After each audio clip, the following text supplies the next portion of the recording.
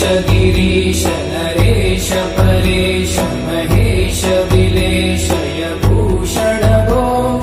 साम्ब सदा शिव शम्भो शङ्कर शरणं मे तव चरणयुगम्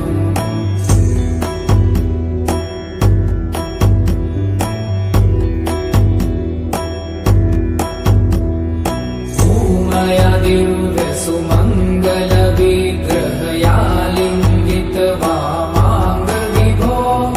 साम्ब सदा शिव शम्भो शङ्कर शरणं मे तव चरणयुगम्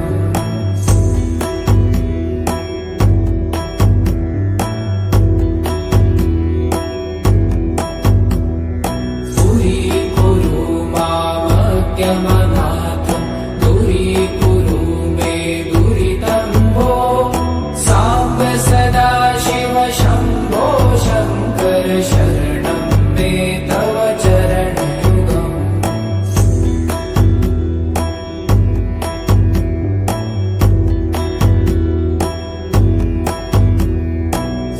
ऋषिवरमानस हंस जराचर जनन स्थिति लय कारण भो साम्ब सदा शिव शम्भो शङ्कर शरणं मे तव चरणयुगम् अन्तःकरण विशुद्धिं भक्तिं च त्वयि सतिं प्रदेहि विभो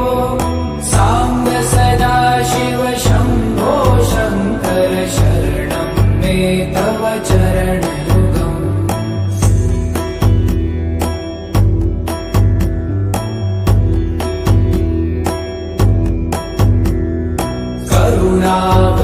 करुणावरुणालयमयि दासोदासस्तवोचितो नहि भो साम्ब सदा शिव शम्भो शङ्कर शरणं मे तव चरणयुगम्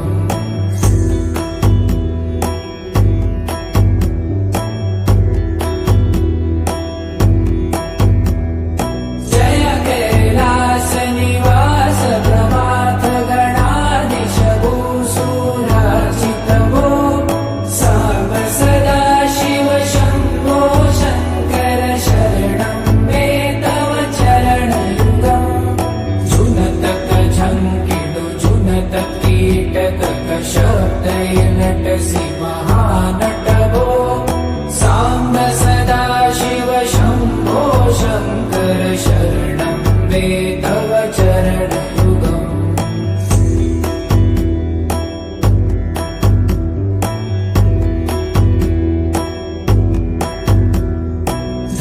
धर्मस्थापन दक्ष रक्ष गुरु दक्ष यज्ञ शिक्षक भो साम्ब सदा शिव शम्भो शङ्कर शरणं मे तव चरणयुगम्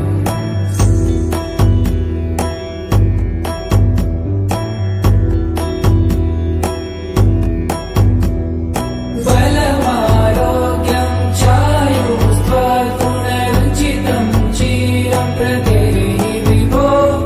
साम्ब सदा शिव शम्भो शङ्कर शरणं मे तव चरणयुगम्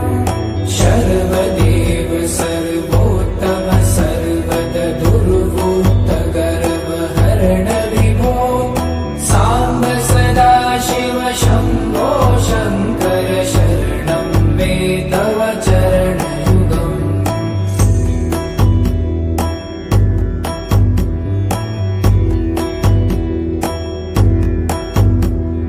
भगवन् भर्ग भयापह भूतपते भूतिभूषिताङ्ग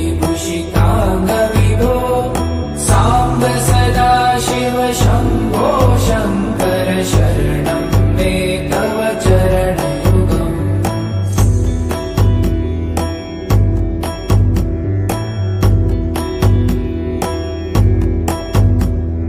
षड्रिपु षडूर्मि षड्विकार हर सन्मुख षण्मुख जनक विभो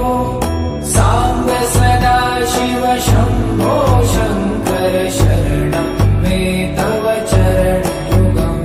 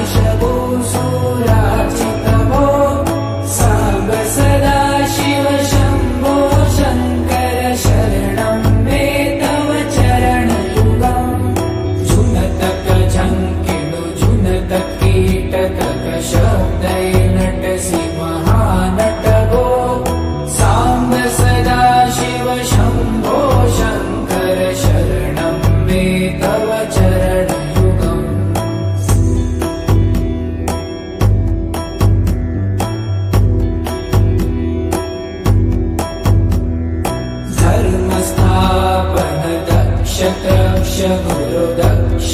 यज्ञ शिक्षक भो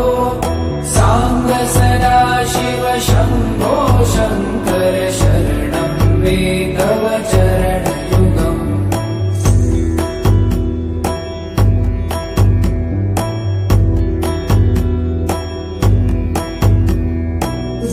बलमारोग्यं चायुस्त्वगुणरुचितं चिरं प्रदेहि विभो सांब सदाशिव शम्भो शङ्कर शरणं मे तव चरणयुगम् सर्वदेव सर्वोत्तम सर्वद दुर्भूत गर्वहरण विभो सांब सदाशिव शम्भो शङ्कर शरणं मे तव चरणयुगम्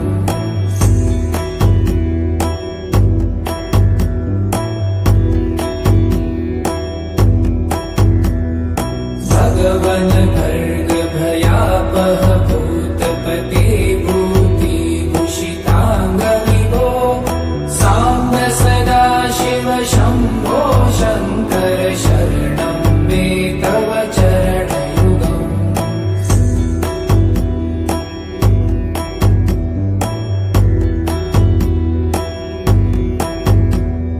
षड्रिपु षडूर्मि षड्विकार हर सन्मुख षण्मुख जनक विभो सांब सदाशिव शम्भो शङ्कर शरणं मे तव चरणयुगम्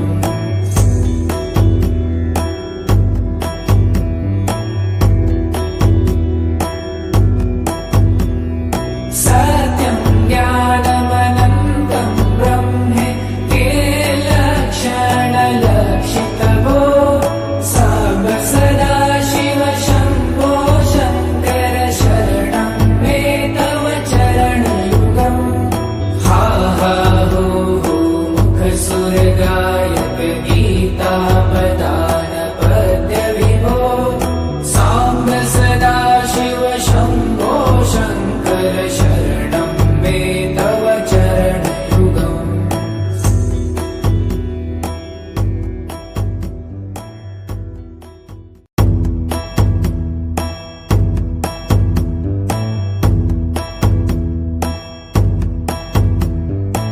ईश गिरीश नरेश परेश महेश विलेशय भूषण भो सांब सदाशिव शम्भो शङ्कर शरणं मे तव चरणयुगम्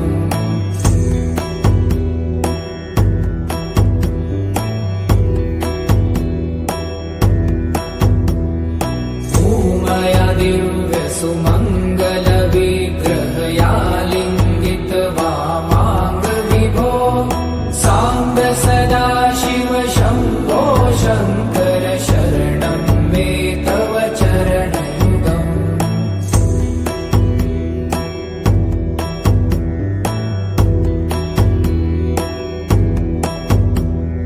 दूरीकुरु मामज्ञमनाथं दूरीकुरु मे दुरितं भो सांब सदाशिव शम्भो शङ्कर शरणं मे तव चरणयुगम्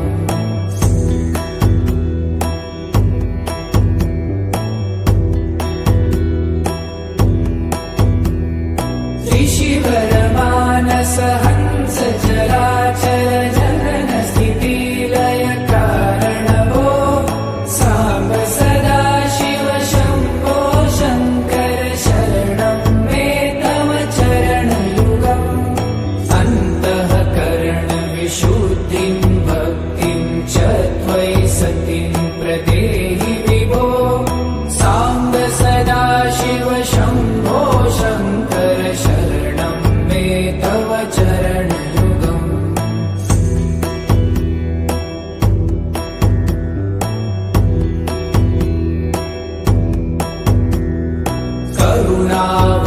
करुणावरुणालयमयि दास उदासस्तवोचितो नहि भो सांब सदाशिव शम्भो शङ्कर शरणं मे तव चरणयुगम्